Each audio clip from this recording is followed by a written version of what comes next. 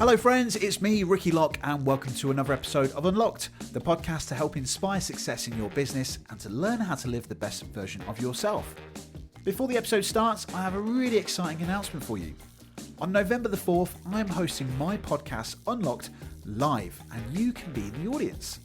I've teamed up with two incredible people, John Bartlett and Sarah Rudder from Field Trip, and we're going to be hosting a live panel discussion with my podcast Unlocked about peak performance.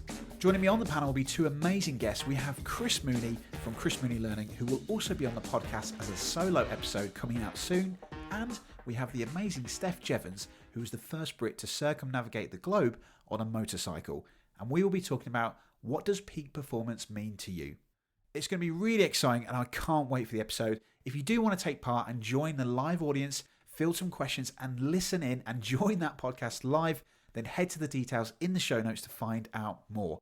Field Trip is a fantastic virtual online session that helps and support learners and individuals who are like-minded who love adventures.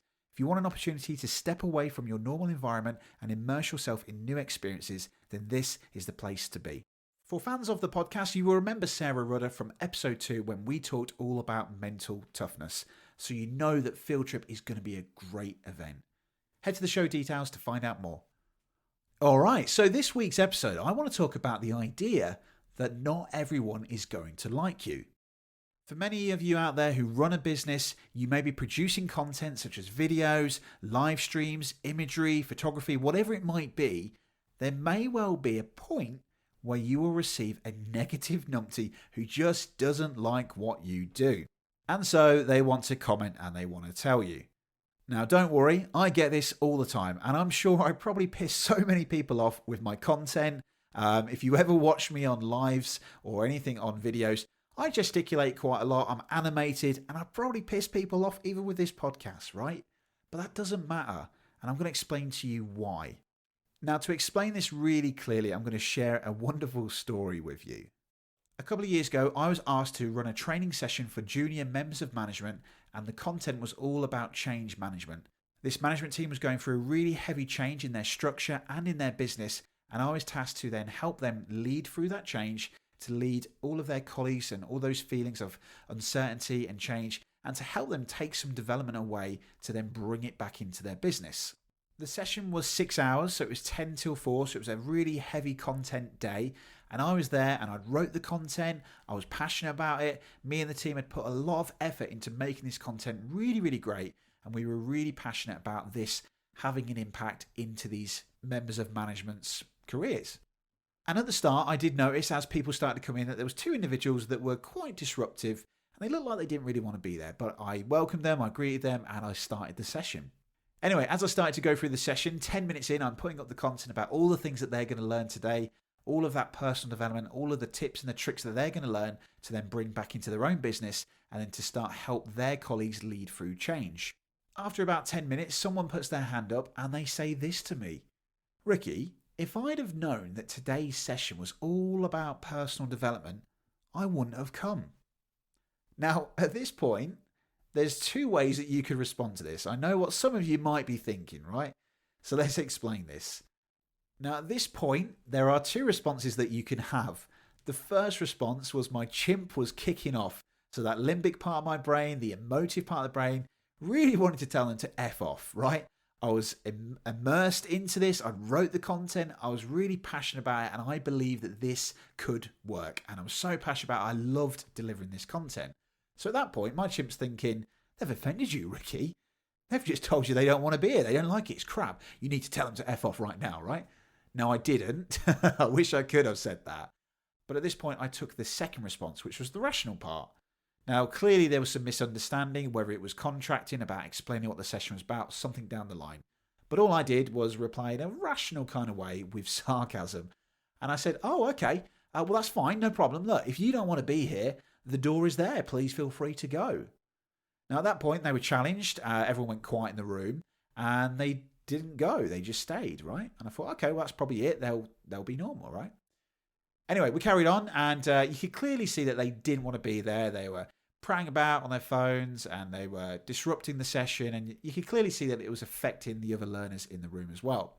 It turns out that they were actually family, so they were brother and sister, I think. And at this point, I thought, right, I'm going to call this out. It's not fair to the other learners, right? So about an hour later, they were disruptive again, and I just thought, right, I'm going to call this out. So I said to them, oh, are you enjoying the session? And they went, yeah, it's really good. We're really liking it. It's really, really fun. And I could tell from that sarcasm. Now, let's just explain here. These are not people like who are 12 or 13. These are people that are in their late 20s, right? So this is really embarrassing, especially for the rest of their team in that room. So I replied in a sarcasm way again, not emotional, but just in a rational, calm way. And I said, oh, okay, no worries. I thought it looked like you were enjoying yourself. But look, hey, if you don't want to be here, then I don't want you here either. The door is there. Please feel free to leave. Guess what? They didn't, because then I also said to them, oh, by the way, yeah, you can also explain to your manager why you've come back to the store nice and early. They obviously didn't move. They carried on, right? Now, here's the thing. At the end of the session, everyone else, all of the other learners came up to me and said, oh, thank you, Ricky, for dealing with that. They were really embarrassing. They're very disruptive, but I still had a wonderful day. Thank you so much. Now, at the end of the day, I thought, right, I've got to tell someone about this. I'm pissed off. I need to vent about this. So what do? I ring some of my colleagues on the way home. Now, these colleagues are the TDIY team that I've mentioned in previous episode. I love these people. We all wrote the content. We're all passionate about it. And I seek those people to stroke my ego to make me feel good again. And I remember having a great conversation with a great pal of mine, Paul Dams. Paul, if you're listening, I love you, buddy. And I told Paul about these bloody idiots, and I won't say what I wanted to say to Paul about these disruptive people. They're horrible people. This is what they did. And he went, oh my God, no way, Ricky. Well, look, Ricky, don't let it get you down. You're a wonderful person. You're a great human being. Don't worry about it. You're a great trainer. Forget it. Don't let them bring you down. And I thought, oh, brilliant. Yeah, thanks, Paul. And it was great. And all of the team did that. They all made me feel great and, back onto my top of the service feeling wonderful again, right? Anyway, I then ring my fiance, who, to give a little bit of context here, me and Danielle, we're complete opposites. I'm extroverted. She's introverted, but it's perfect. It works really, really well. And she is what I would call as the kite in the string. I'll explain this to you. I told her about this session, about these horrible people. Danielle, they disrupted the session. I hated it. And then she said to me, rather than stroking my ego, she said, Ricky, not everybody is going to like you. Now, at this point, I thought, what? And then when I actually had time to, once I'd finished the phone call and reflect, I thought, she's absolutely right. So our relationship is like the kite in the string. I'm the kite that floats up in the air, this big blue sky thinking, creative person, and she's the string that brings me back down to earth. She keeps me grounded. She tells me when things aren't great, and she gives me that honest feedback where some people, like your friends and family, will tell you that feedback that you really want to hear. She tells me the feedback I don't want to hear, but it helps me progress. Now, she's not a horrible person, so don't take that away from this, but she really does help me develop, and she keeps me grounded, and it works so well together. But she's absolutely right. We aren't going to please everyone in our business. Not everyone is going to like our content. But there will be some time where you will get a comment or someone will say something about your business and it might annoy you and it might piss you off. To give you a bit of a context here, think about this. If you were to go grab a packet of crisps now from the shop, I would personally buy a pack of Frazzles, or it could be salt and vinegar discos. Now, some of the listeners out there might go, that's disgusting. Frazzles, And if you was to challenge me on it, we'd probably have an argument about it because I love Frazzles, right? Now, this is exactly what's going on here. It's just a preference. I like crisps. If you were to say, Ricky, would you like some prawn cocktail? I'd be like, no, can't stand them. Absolutely hate the smell of it. It stinks. I could smell it from a mile off. And we could probably engage in that conversation, but it's exactly the same thing. I don't like a certain packet crisps. Same as you listening to this podcast right now. You might not like a certain packet crisp that I like. We're human beings. We all like different things. We all have different preferences, and not everyone is going to like everything that we do. For those who make video content, I know a lot of listeners here bought into my ebook, which was how to create amazing videos with a smartphone. You probably create content on YouTube or even on Instagram and live streams and that kind of thing. And I've had this for years. There's a video of mine out on YouTube, which is me hypnotizing someone. Legally, I'm not allowed to show the induction at the start in case people fall asleep at their computers or at their TVs at home. So it's literally right into the middle of the video where I start the video, and it's me hypnotizing someone to forget their name. I've got loads of comments on that actual video that says, this is fake, rubbish. Now, I would have years and years ago responded to that in an emotive way going, F off. hang on, piss off. This is mine. I know it's right. This is real. This is mine. No, don't tell me that. Don't give me these horrible comments. But that's fine. That content is just not for that person. That's fine. But the thing is here, we shouldn't be getting wrapped up into that bad energy and getting caught into it. What do I do to those comments? I just respond and say, hey, thanks for your comment. I really appreciate it. Smiley face. And probably don't go antagonize people, but they can't respond to that. They just generally don't have any idea of going, because they're looking probably for some engagement or maybe for a fight. But if you kill them with kindness, it just works. Now, here's a really cool bonus thing as well. If they do respond further, it's perfect for the algorithm. That will tell YouTube that your video is getting a lot of engagement and a lot of comments. Now, please don't go out there just to go chase after those haters and stuff like that. But it did work quite well because that video has now been seen like 7,000 times. But it doesn't matter. I knew in my heart that content was real. I'd worked hard for it. I've been learning that craft for many, many years. And I was really passionate about that video.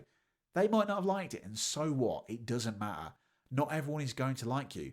Friend of the podcast, Chris Mooney, who will be coming up soon on a solo episode and will be joining my panel at the field trip next week. He also had a similar example of this recently where someone put a really horrible comment about his content and he responded in the best, perfect way. And how he responded to that was brilliantly. He didn't get caught up into that toxic energy. He actually chose to respond in a really great way that made his content absolutely brilliant. He created a piece of content around it and it pretty much spread like viral, which was brilliant. So well done to you, Chris.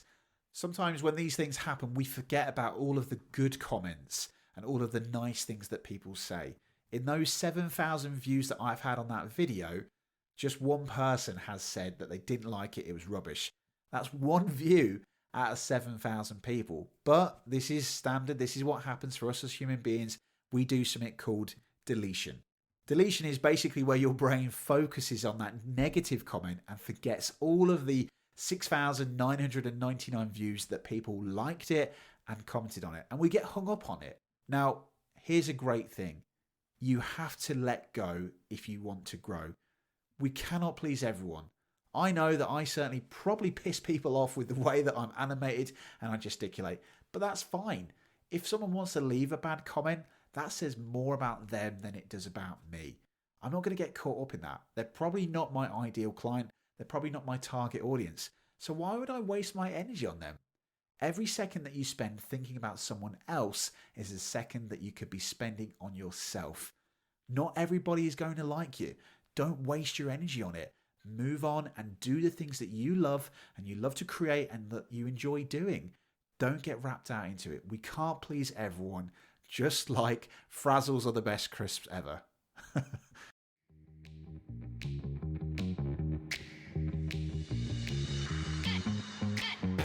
So there we go. In this short episode, this is what I want to share with you for people producing content in your business right now, or even pivoting your business for moving online.